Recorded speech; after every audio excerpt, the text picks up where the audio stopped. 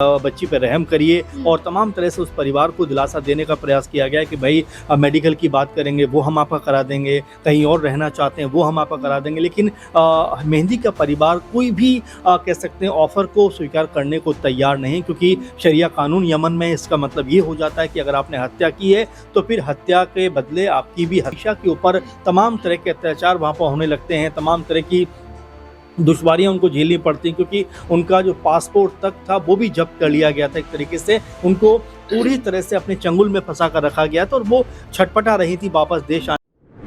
कुछ सपने, कुछ उम्मीदों के साथ भारत छोड़कर यमन पहुंची निमिषा प्रिया को ये यकीन नहीं हुआ था कि अब वो इस दुनिया से अलविदा भी कह सकती हैं।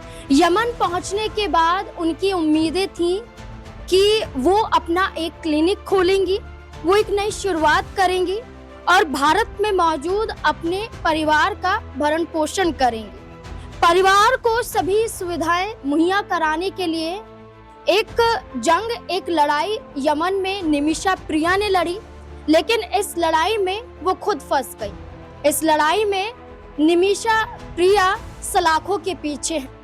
अब ये चर्चा है कि क्या सजाए मौत उन्हें मिलेगी या उन्हें बख्श दिया जाएगा, क्या उन पर रहमत बरसेगी या फिर इस दुनिया से अलविदा कह जाएंगी। हम बार बार ऐसा क्यों कह रहे हैं ये सब आपको पता ही है। देखिए स्क्रीन पर दिखाएं तो यमन नागरिक तलाल अब्दो मेहंदी की हत्या के मामले में मौत की सजा पाने वाली भारतीय नर्स निमिषा प्रिया को बचाने की जंग जारी है। हर तरफ से पूरे प्रयास किए जा रहे हैं कि निमिषा को बचा लिया जाए, निमिषा को भारत वापस लेकर आया जाए। देखिए निमिषा को बचाने के लिए ब्लड मनी को भी अहम माना गया था। ये कोशिश की जा रही थी कि ब्लड मनी के तहत निमिषा को बचा लिया जाए, यानी कि पीड़ित परिवार को ये पैसे दे दिए जाए, यानी कि तलाल अब्दो मेहंदी के परिवार को पैसे दे दिए जाए, कुछ मुआवजा दे दिया जाए जिससे निमिषा की जो जिंदगी है वो बच जाए। लेकिन पीड़ित परिवार ने ब्लड मनी लेने से इनकार कर दिया। इसके तहत निमिषा को 16 जुलाई को यहाँ पर सजा दी जानी थी, लेकिन देखा जाए तो निमिषा को 16 जुलाई को सजा नहीं दी जाती। इस पूरे मामले पर रोक लग जाती है। कहा जाता है कि अब 14 अगस्त को अगली सुनवाई के बाद एक बड़ा फैसला हो सकता है और इस फैसले के तहत यहाँ पर अब ये माना जा रहा है कि भारतवासी तो ये चाहते हैं कि निमिषा बाहर आ जाए। एक बड़ा प्रोग्राम निमिषा के ऊपर किया गया था। इसके बाद कई दर्शकों की राय भी यहाँ पर आई थी और वो अपने जरिए अपनी बातों को रख रहे थे और निमिषा प्रिया के लिए एक बड़ा योगदान भी दे रहे थे। कहें तो सिंपैथी देने की कोशिश की जा रही थी, आश्वासन देने की कोशिश की जा रही थी, गुजारिश की जा रही थी। पूरी तरह से ये पूरा माहौल था कि निमिषा बच जाए। अब ऐसे में यहाँ जो दर्शक हैं उनके बारे में जाने तो यहाँ पर शैलेंद्र हैं जो कहते हैं कैसे भी सेव निमिषा प्रिया, यानी कि जिंदगी जान उनकी बचा ली जाए निमिषा की। इसके अलावा यहाँ पर प्रवीण हैं, वो कहते हैं कि निमिषा गलती की हो तो भी अपनी सेल्फ डिफेंस के लिए उन्होंने ये कदम उठाया था। ये अच्छी बात नहीं है कि अब उन्हें सजा दी जा रही है, अच्छी बात नहीं है। हमारा सृष्टि भी एक जननी से ही हुआ है, इसलिए फांसी ना हो, यहाँ पर फांसी ना देने की बात की जा रही है। लेकिन यमन में मौत सजा की बात करें तो एक तरह से गोली मारकर भी सजा दी जाती है। इसके अलावा यहाँ पर हर कोई ये कह रहा है कि बेटी को भारत वापस लेकर आओ। यहाँ पर बार बार कहा जा रहा है कि उन्हें बचाओ, उन्हें सेव करो। यहाँ पर उम्मीद सबकी यही है, लेकिन क्या ये उम्मीदें पूरी हो पाएंगी या फिर नहीं, ये बड़ा सवाल यहाँ पर बन जाता है। इसके जरिए कई अहम बिंदु भी हैं जिन पर चर्चा करना भी जरूरी हो जाता है। जो सवाल यहाँ पर खड़े हो रहे हैं, इन सवालों के जवाब भी यहाँ पर खंगाले जाएंगे। मेरे साथ मेरे वरिष्ठ सहयोगी अमन सर जुड़ चुके हैं, उनसे जानने की कोशिश करेंगे।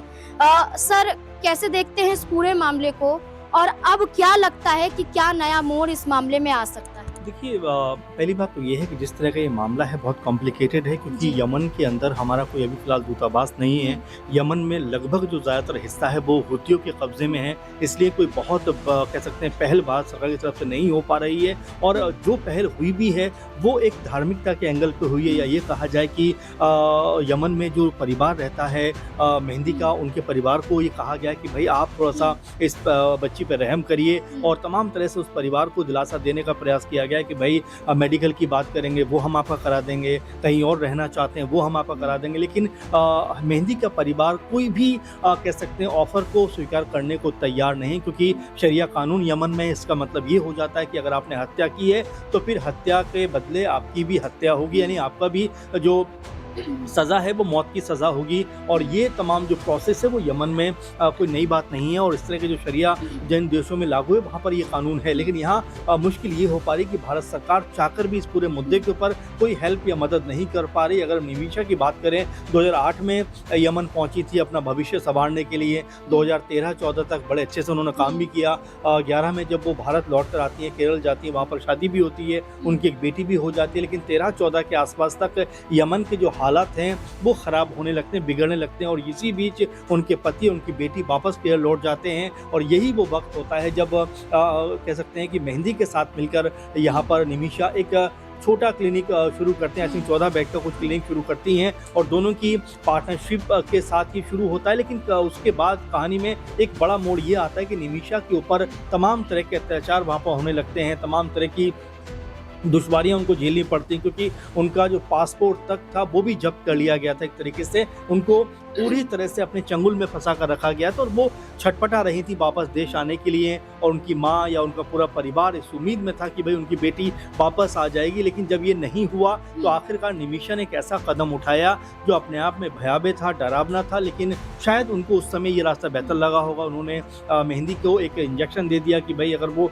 बेहोश हो जाएगा तो आसानी से वहाँ से निकल सकती है। लेकिन अच्छा सर, ये सवाल भी ये उठ रहा है कि आप ऐसे देश में हैं जहां आपको आसानी से कोई जानता नहीं है, लेकिन वहां आपके साथ ही अगर आपके पार्टनरशिप के जरिए देखा जाए तो कोशिश निमिषा कर रही थी, लेकिन वही पार्टनर आपके साथ धोखाधड़ी कर दे तो सेल्फ डिफेंस में तो कदम उठाना ही पड़ता है। जाहिर बात है, ये बात इसलिए भी निकल के सामने है क्योंकि जब बिजनेस आप ऐसे देशों में शुरू करते हो तो एक लोकल आपको पार्टनर चाहिए होता है जिसके जरिए आप कोई भी काम अपना शुरू कर सकें और मेहंदी के साथ इसीलिए मिलकर उन्होंने ये काम शुरू किया। लेकिन हाँ, आपने सही कहा कि आपको कोई ना कोई एक जरिया चाहिए होता है। लेकिन यहाँ पर जब उनके साथ में मुश्किलात पेश आने लगी, जब दिक्कत पेश आने लगी तो उन्होंने सोचा शायद ये रास्ता उनके लिए बेहतर हो सकता है। लेकिन ये काफ़ी भयावह रास्ता भी था क्योंकि यहाँ पर जिस तरह से उन्होंने ये पूरे घटना को अंजाम दिया, कहा जा रहा है, सुनने को आ रहा है कि उन्होंने बॉडी के भी पार्ट्स करके टंकी के अंदर डाल दिए थे। यानी कि उनके जब भाई से पूछा गया, मेहंदी के जो भाई हैं, कि भाई क्या आप माफ़ करेंगे, वो कहते हैं कि ये बड़ा क्रूर मामला है, जिस तरह से उनके भाई की हत्या हुई है वो माफ़ी नहीं देंगे। लेकिन अभी भी भारत का जो कह सकते हैं एक वर्ग है, खासकर मौलाना है कुछ, वो लगातार संपर्क में है और लगातार सूफी एक मौलाना है कह सकते हैं यमन के, उनके साथ संपर्क में है जो कहीं ना कहीं इस पूरे मसले के ऊपर कह सकते हैं अपनी पूरी नज़र बनाए हुए। लेकिन ये मामला इतना आसान दिख नहीं रहा। हालांकि अभी उनकी फांसी की सज़ा टल गई है या जो मौत की सज़ा दी गई वो टल गई है, लेकिन आने वाले कब तक दिनों तक ये सज़ा टली रहेगी ये अपने आप में बड़ी बात है। अभी 2-3 चीज़ें यहाँ पर हो जाती हैं। एक तो ये जो इमोशनल लगातार अपील की जा रही है, फिर ब्लड मनी की भी बात आ रही है कि भाई कुछ मुआवजा देकर हम जो निमिषा को वापस ले आएँ। लेकिन यहाँ पर मुश्किल यही आ रही है सबसे बड़ी कि देश के साथ में देश का जो ताल्लुकात होते हैं, हमारे ताल्लुकात वैसे समय नहीं है क्योंकि हूती का पूरी तरह से कंट्रोल यमन के ज़्यादातर हिस्से पे हो गया और जो राजधानी सना है उसके ऊपर भी हूती पूरी तरह से कब्जा करके बैठे हुए हैं। तो निमिषा को लेकर जिस तरह का इमोशन हमारे देश में उमड़ कर सामने आ रहा है, और जाहिर बात है कि देखिए निमिषा एक क्रिश्चियन फैमिली से बिलोंग करती हैं, लेकिन हमारे यहाँ के जितने मुस्लिम वर्ग के लोग हैं वो भी लगातार संपर्क में हैं और बेटी को बचाना चाहते हैं। तो यही देश हित में तमाम चीज़ें होती जो निकल कर सामने आती है, क्योंकि ऐसे समय पे आप जो है अपने देश के नागरिक की जान बचाना चाहते हो और अगर उनसे, जैसे आपने कहा कि सेल्फ डिफेंस में उन्होंने इस तरह का जो है किया, क्योंकि कई बार ऐसा होता है कि हत्या गैर इरादतन हो जाती है, यानी कि वो करना नहीं चाह रही थी लेकिन हालात इस तरह के बन गए कि उनको करना पड़ गया। तो ये तमाम ऐसे पहलू जिसके ऊपर लगातार कहीं ना कहीं कह सकते हैं कि परिवार को एक कॉन्फ्रेंस में लिया जा रहा है कि भाई जो ये हत्या हुई है ये जानबूझ के नहीं की गई है, और इस तरह की तमाम बातें हो रही हैं। और साथ में उनको ये भी कहा जा रहा है कि अगर भविष्य में भी आपको कहीं कोई दिक्कत आई तब भी हमारा जो संस्था है वो आपके साथ में खड़ा हुआ है और लगातार संपर्क किया जा रहा है। लेकिन जी, जी। अभी ये नहीं कहा जा सकता कि निमिषा इस मौत की सजा से बच पाएंगी या नहीं बच पाएंगे। लेकिन देश का जो एक बड़ा वर्ग है जिन तक ये खबर पहुंच रही है, सब लोग यही चाह रहे हैं। क्योंकि आप देखिए कुछ दिनों पहले ही हमारे देश की शहजादी की आई थिंक अबू धाबी में उसको भी सजाए मौत मिली थी, और अब कुछ ही दिनों के अंदर एक और मामला ऐसा निकल कर सामने आता है। तो कहीं ना कहीं एक डर और एक इमोशन का मामला जरूर बन जाता है कि एक देश की बेटी अगर बाहर में इस तरह संकट में है तो किस तरह से उसकी मदद की जाए। इसलिए हम मुस्लिम वर्ग के तमाम लोग बाहर निकल कर आए। उन्होंने एक तरीके से यमन के जो कह सकते हैं कि धार्मिक गुरु हैं उनसे कांटेक्ट करने का प्रयास किया या कांटेक्ट किया, और यहाँ पर बात करते हुए नजर आए कि भाई इस बेटी को कहीं ना कहीं आप माफ़ करिए, इसकी सज़ा जो दी गई है उसको माफ़ कराइए। इसकी एक बेटी भी है, एक पति है, परिवार है और तमाम चीज़ें, यानी कि इमोशनल तरीके से कहा जा रहा है कि कम से कम अब इस सज़ा पर रोक लगनी चाहिए। क्योंकि 18 में जो हुआ या 17 में जो कुछ हुआ वो कह सकते हैं हालात के मद्देनज़र हुआ होगा, और इसमें निमिषा की पूरी गलती नहीं है। देखिए बिल्कुल वाकई उम्मीद की जा रही है और उम्मीद पर दुनिया कायम है, ऐसा कहा जाता है। लेकिन जो तारीख यहाँ पर दी गई है कि अब 14 अगस्त को अगली सुनवाई होगी, तो क्या ये सुनवाई निमिषा प्रिया के लिए राहत लेकर आएगी? देखिए यहाँ पर कुछ बिंदुओं की चर्चा करें तो इसमें ये कहा जाता है कि ब्लड मनी, ये यमन में हत्या के मामले में एक इस्लामिक कानून यानी कि एक शरिया लागू किया जाता है। इसके जरिए अगर किसी की हत्या कर दी जाती है यहाँ उसको मुआवजा दिया जाता है, आर्थिक मुआवजा। लेकिन ये मुआवजा लेने से इनकार पीड़ित परिवार यानी कि तलाल अब्दो मेहंदी के परिवार ने साफ इनकार कर दिया है। इसके बाद ये बिंदु नजर आते हैं जिसमें कहा गया कि अगर राष्ट्रपति माफ कर दें तो यहाँ पर कुछ राहत यहाँ पर मिल सकती है। इसके अलावा पुनर्विचार याचिका जिस पर सुनवाई की तारीख आगे बढ़ा दी जाए, पुनर्विचार किया जाता रहे, यानी कि समय मिलता रहे निमिषा को, तो आने वाले वक्त में चाहे तो राहत मिल सकती है। अंतर्राष्ट्रीय हस्तक्षेप की बात की जा रही है।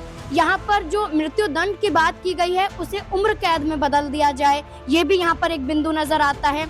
यहाँ पर जो कहते हैं कि मीडिया की जो ताकत होती है, सोशल मीडिया की, इसमें बहुत पावर होती है और इसके जरिए अच्छों को इंसाफ मिल जाता है। यानी कि ऐसे मामले जिसमें आप बुरी तरह से फंस चुके हो उसमें आपको इंसाफ मिल सकता है। लेकिन अब देखना होगा कि क्या यमन से वापस भारत लौट आ पाती हैं, क्या राहत मिल पाती है निमिषा प्रिया को? आपको क्या लगता है और क्या आप सोच सकते हैं, क्या सवाल हो सकते हैं?